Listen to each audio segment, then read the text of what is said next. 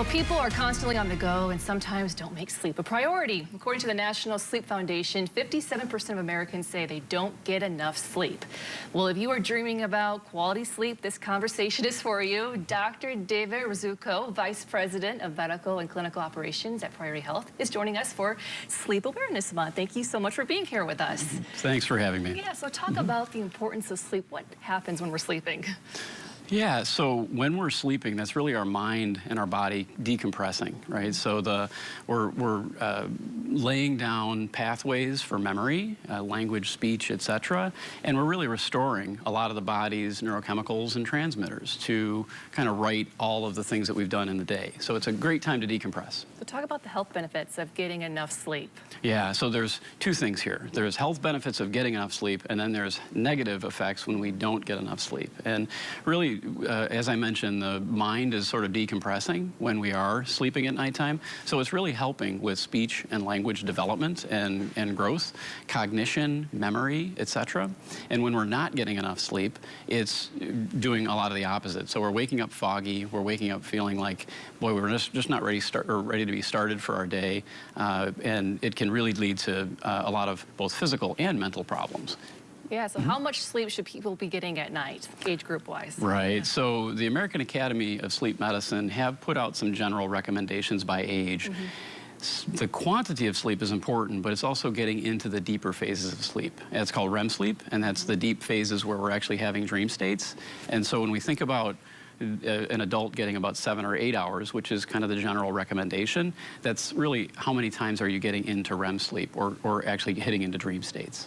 Younger folks need maybe a little bit more of that, maybe 8 to 10 hours. And then very young in children, it can be upwards of, the 10s, 12s, 15s. And then when we're infants, we're either sleeping, eating, or, kind of just interacting. More sleep isn't always better? Is that the case? Yeah, more sleep is not always better. Again, and I'll go back to it's the quality of sleep that we're getting or not getting, and making sure that we are hitting those dream states so we can awaken refreshed. And how do you know when you are getting good quality sleep? I mean, I'm sure you feel better, right? You know when you wake up and you're refreshed. And you feel good about your day, and you feel like, okay, I'm ready to start.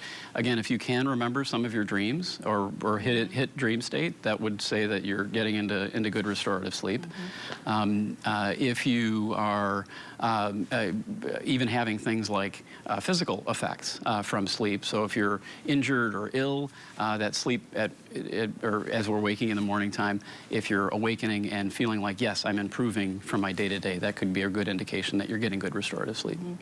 You probably hear this a lot. I have a hard time falling asleep. Just toss and turn. You hear that from people. Any tips or advice for people? Yeah, sleep hygiene. And so what are the things that we're doing for ourselves, and then the sleep environment as well. So certainly things like avoiding caffeine, avoid large meals before bedtime, avoid alcohol, because all of those can affect the circadian rhythm. And then the environment that we're in. So laptops, cell phones, kind of decompressing before we actually go to sleep is really a good thing to do. And then also think about the environment that we're in. Loose cotton clothing, something that's a breathable fiber is preferred.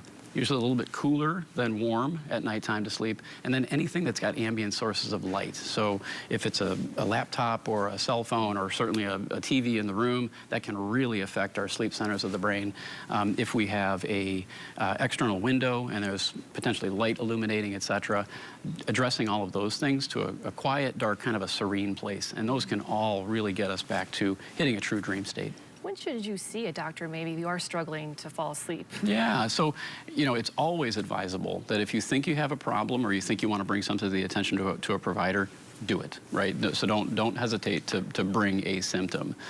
If you've gone through those routine sleep hygiene things, some of the things that I just mentioned, and maybe if you're kind of on the verge of wanting to do some medicines or pharmacologic intervention, that would be a real good time to connect with someone and say what is right for you or what is right for me at sleep. Let's talk about naps. How long should you nap for and when? Love to get those, right? I know, I do love my nap. Well, yeah, and so again, if we are sleeping through the daytime, and it's going to impair our cycle at nighttime, that can be problematic. So if we take a nap kind of too close to the time that we're going to go to bed, again, it can affect our overall circadian rhythm. The body is really built for daytime, nighttime cycle, so an up for a period of time and then sleep for a period of time, and kind of cycling through that. And we typically say that, you know, the winter time, the sun's going down, and our body really wants to get potentially more sleep at nighttime. And so those naps, if we're interrupting that usual circadian rhythm, it can change the brain neurochemistry and the hormones that drive deep sleep. And so although we don't dissuade them to get good restorative, but we just don't want to do them too close to the time that we're going to bed. Well, thank you so much for coming on. I hope everyone gets a good night's sleep tonight.